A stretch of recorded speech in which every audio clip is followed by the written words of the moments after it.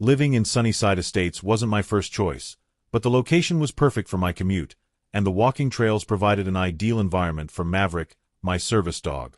Maverick is a beautiful golden retriever who helps me manage my PTSD episodes after my military service overseas. He's incredibly well trained, always wears his service vest when we're out, and follows commands perfectly. I know the Americans with Disabilities Act like the back of my hand. It's important when you rely on a service animal, but I never imagined I'd need to cite federal law to my HOA president. The first time I met Karen Whitfield, she was carrying a clipboard and wearing a scowl that seemed permanently etched onto her face. She introduced herself as the president of the HOA with a tone that suggested I should be impressed. "I don't believe I approved a dog in this community," she said with narrowed eyes, looking down at Maverick, who was sitting perfectly still beside me. I politely explained that Maverick was a service dog, not a pet, and therefore exempt from pet restrictions under federal law. She huffed, muttered something about people always finding loopholes, and walked away. I should have recognized the warning signs right then.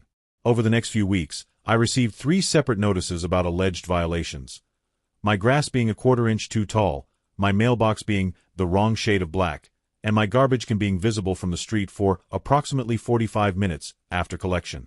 Each notice was signed with Karen's elaborate signature, complete with a smiley face that felt more threatening than friendly. I complied with everything, not wanting to cause trouble, but I had a feeling these petty infractions were just the beginning. Then came the HOA meeting where Karen proposed a new rule requiring all animals, including service animals, to be registered with the board and to wear HOA-approved identification. When I raised my hand and mentioned that this conflicted with the Americans with Disabilities Act, she cut me off and said that federal laws don't override community standards. Several neighbors looked uncomfortable, but no one spoke up. After the meeting, Karen approached me and whispered, "If you want to be difficult, I can be difficult too." Her breath smelled like coffee and intimidation. The following weekend, I was enjoying a peaceful morning on my front porch with Maverick resting at my feet. I was reading the newspaper when a shadow fell across my lawn. Karen stood there in her signature khaki shorts and polo shirt, holding a spray bottle. "Your dog is violating the new pet ordinance by not having proper HOA identification," she said loudly enough for my neighbors to hear. I calmly reminded her that Maverick was a service dog protected by federal law and that the HOA couldn't legally require special identification. "Besides," I added, "that rule hasn't even been officially implemented yet." Her face turned an alarming shade of red. "I'm tired of you military types thinking you're above the rules," she spat out, advancing toward my yard. "If you won't comply, I'll handle this myself." Before I could react, she aimed her spray bottle at Maverick and sprayed him directly in the face with some kind of liquid. Maverick yelped and backed away, pawing at his eyes.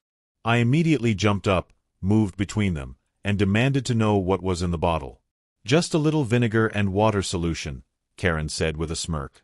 "It won't hurt him, but maybe now he'll learn to respect authority." I was absolutely livid, but years of military training had taught me to remain calm under pressure. I took Maverick inside, rinsed his eyes thoroughly, and made sure he was okay. The vinegar solution had irritated his eyes, but thankfully there was no lasting damage. Once I was certain Maverick was comfortable, I called the police. 911, "What's your emergency?" the dispatcher asked. I reported the assault on my service dog, making sure to mention that interfering with a service animal is a federal offense. The dispatcher took my information and said officers would be dispatched immediately. 20 minutes later, 2 police officers arrived at my door. I explained the situation, showed them Maverick's service animal certification and training documentation, and pointed out Karen's house across the street. One officer stayed to take my detailed statement while the other went to speak with Karen. From my window, I could see her gesturing wildly, her face contorted with indignation. The officer seemed unimpressed by her theatrics. When both officers returned, they informed me that Karen had admitted to spraying Maverick but claimed she was enforcing community standards.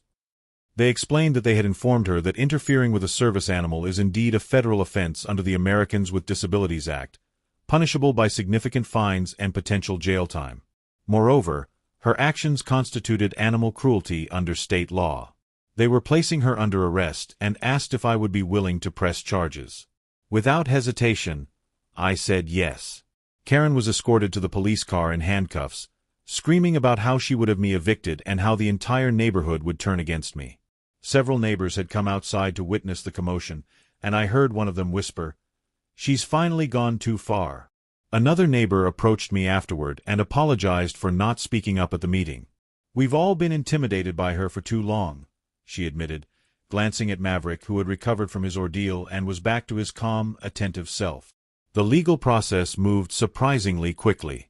Karen was charged with interference with a service animal, animal cruelty, and harassment.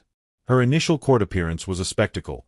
She arrived in designer clothes with an expensive lawyer who looked increasingly uncomfortable as the evidence mounted against her. The judge was particularly stern when reviewing the case, noting that community rules never supersede federal law, especially when it comes to disability accommodations. While awaiting trial, an emergency HOA meeting was called. I attended with Maverick, and to my surprise, nearly every homeowner in the community showed up.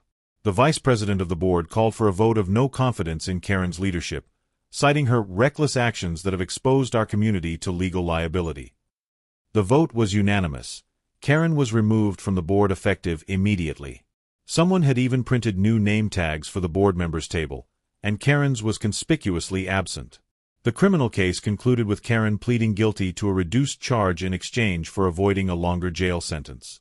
The judge sentenced her to 30 days in county jail, a $5,000 fine, 200 hours of community service at an animal shelter, and mandatory education classes on disability rights.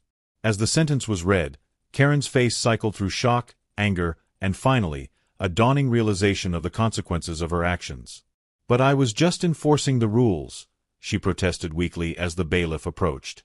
The judge leaned forward and replied, "The most important rule, Ms. Whitfield, is to respect the law of the land, which protects service animals and the people who depend on them." As Karen was led away to begin her jail term, our eyes met briefly across the courtroom. The entitlement and superiority that had once defined her expression were gone, replaced by the humbled look of someone who had finally encountered a rule she couldn't bend or break. She mouthed something that might have been, "This isn't over," but we both knew it was. Maverick sat beside me, perfectly poised and attentive, the very image of the service dog professional he was. I reached down to scratch behind his ears, and he leaned into my hand, a small gesture of partnership that had weathered an unexpected storm and come out stronger on the other side.